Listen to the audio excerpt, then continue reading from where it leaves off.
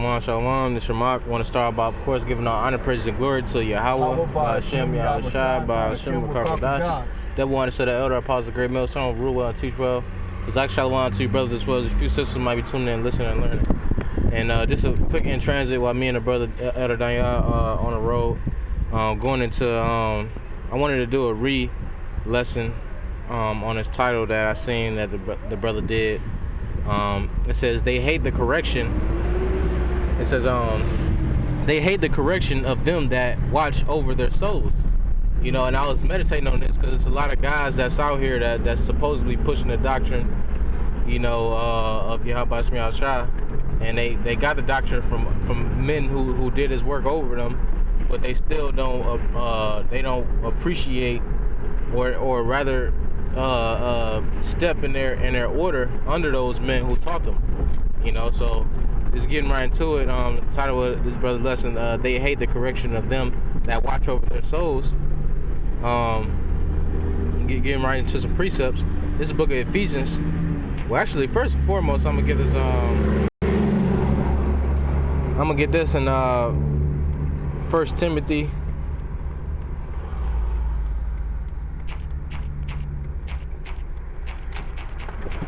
Chapter 5.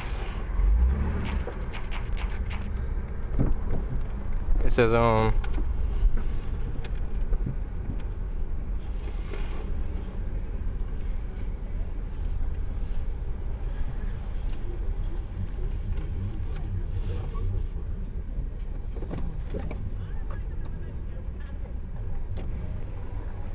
second.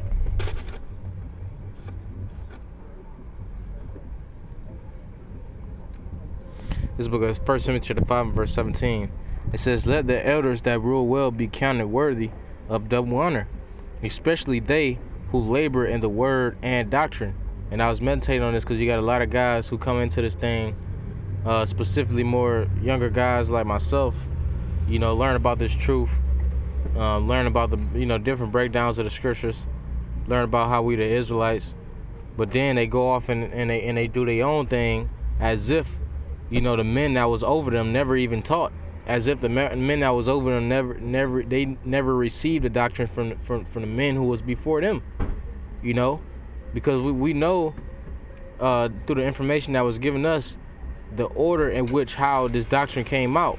First it came from Abba Bivens, you know, then the seven, then the elder apostles of Great Millstone, and then, you know, the elder brothers, you know, brothers who've been in this thing like Malcolm, you know, different brothers, elders, and then the brothers who came under them, you know, and now us, you know, but you got men who might have just came in, you know, like a couple months ago. You got men that might have just came in like a couple years ago, and then they had learned about the truth that they learned from One West and learned from Abba Bivens and learned from the elder apostles of Great Millstone, and then they'll take the truth that came down from that order, and they would, you know, walk as if they never even learned it from these men. So where did you get the truth from? You know, you encounter men who you ask them, okay, who do you learn under?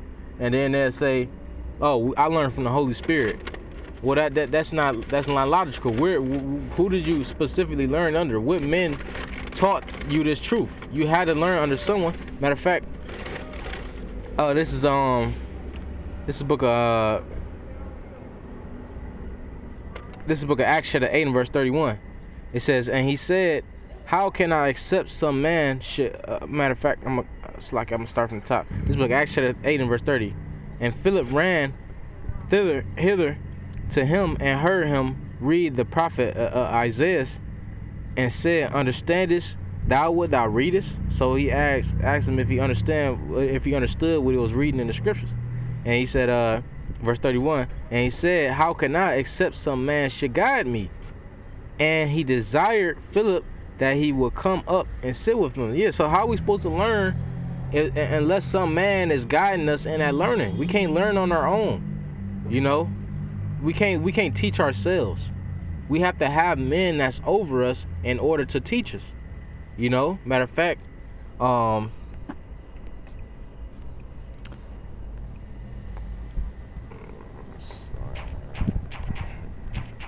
30. What is it? 31 or 30?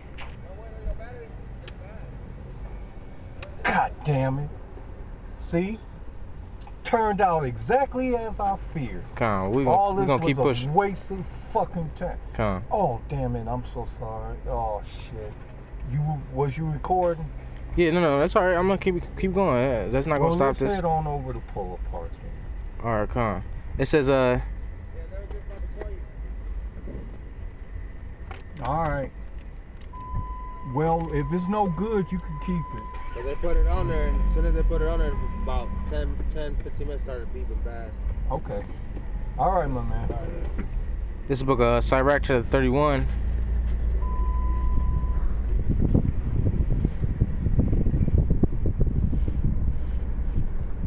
Let me see. Yeah, verse 3. It says, he that teacheth his son. Let me see. 1 second. Bible shot. Bear with me for a second. Can you pause verse 3? Because I want to be. Alright, this is the book of Sirach, chapter, Slakia. This is the book of Sirach, chapter 31, and verse 3. It says, he that teacheth his son grieveth the enemy, and before his friends he shall rejoice of him. Though his father die, yet he is as though he were not dead, for he have left one behind him that is like himself. And the point being that, you know, we taught from the men that's over us.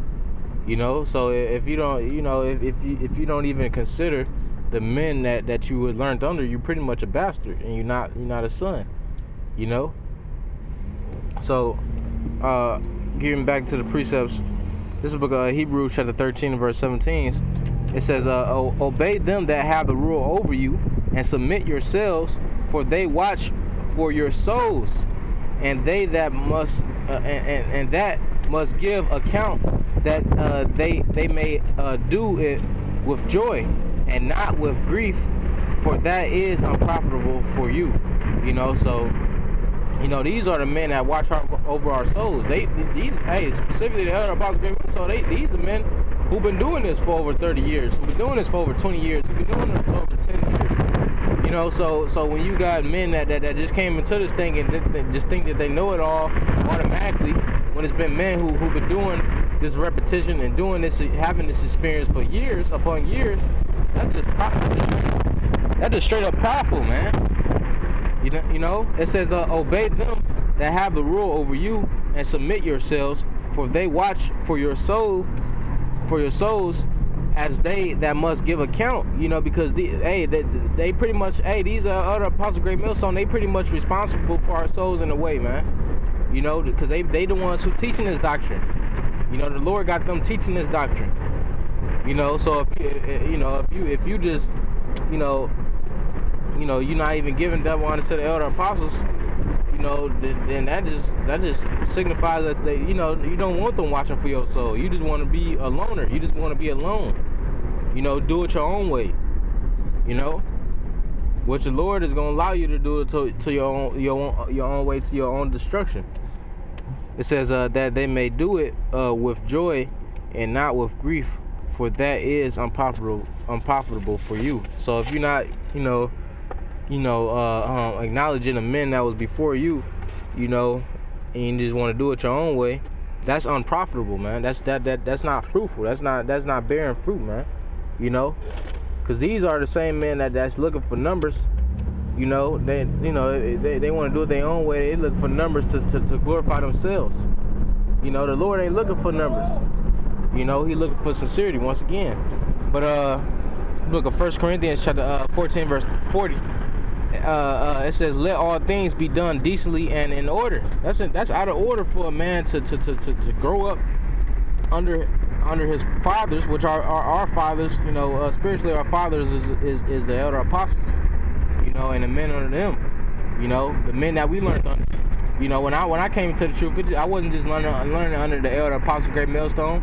I was learning under the older brothers who've been in this thing for about 9 or 7 or maybe even 5 or 4 or maybe even 3 to a couple of months. I was learning under them. You know, I was taking into consideration the thing that they was mentioning to me through the wisdom that they was the portion that they was given from Yahweh Shema Shah. So it would be just prideful for a man to not even consider that. You know, you just learn under them and not even give them no type of representation or anything. Just to try to show forth that you got this on your own. You know, it says this is the book of well, I got this already. We're gonna go back to Ephesians chapter 4, and you know, I ain't gonna make it too long. This book of Ephesians chapter 4 and verse 17. Is it 17? Actually, not 17. I'm sorry, 12. It says, for the perfecting of the saints, for the work of the ministry, for the edifying of the body of Yahweh Shah. Right? You're supposed to be edifying the body of Yahweh Shah, not edifying your own flesh, man. You know, not feeding your flesh, but edifying Yahweh Shah, man.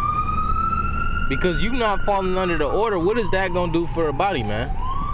You know, that ain't gonna do nothing for the body. That's why these men are, you know, these men who take the route of not taking the rebuke of the elder, not following after the order of the elder apostles and the brothers, you know, not following after, you know, the sound doctrine that was given, you know, you that's not edifying, man. You know, that's edifying yourself. That's feeding yourself. It says, for the perfecting of the saints, for the work of the ministry, for the edifying of the body of Yahweh Shah. Because it's not just about one man, you know, who found out about the truth and now he the man. It's about the 144,000, the body of Yahweh Shah, the house of David, man. You know, it's not about ourselves, man. We doing this for the edification of the body. You know, knowing that we just singular parts of one body. It says, till we all come in the unity of the faith and of the knowledge of the Son of Yahweh Shah, unto a perfect man, unto the measure of the stature of the fullness of Yahweh Shah, that we henceforth be no more children tossed to and fro. This is the point.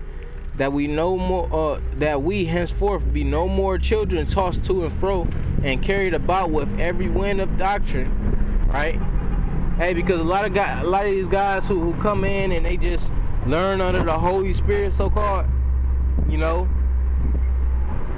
they most likely ain't on sound doctrine. They learning under they listening to GMS, they listening to GOCC, they listening to Sakari. In most cases, that's how it is. But that's not sound doctrine. All this unity camps and shit like that, they not under sound doctrine. They not even on one accord, man.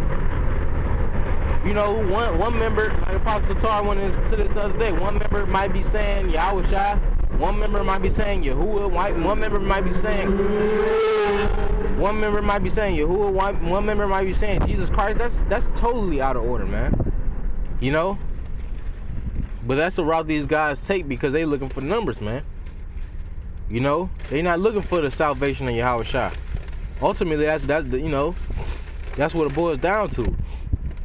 It says that we henceforth be no more children tossed to and fro and carried about with every wind of doctrine by the sleight of men and cunning craftiness whereby they lie in wait to deceive. You know? Tossed to and fro by every wind of doctrine. That's what you're doing when you learn under all these different camps.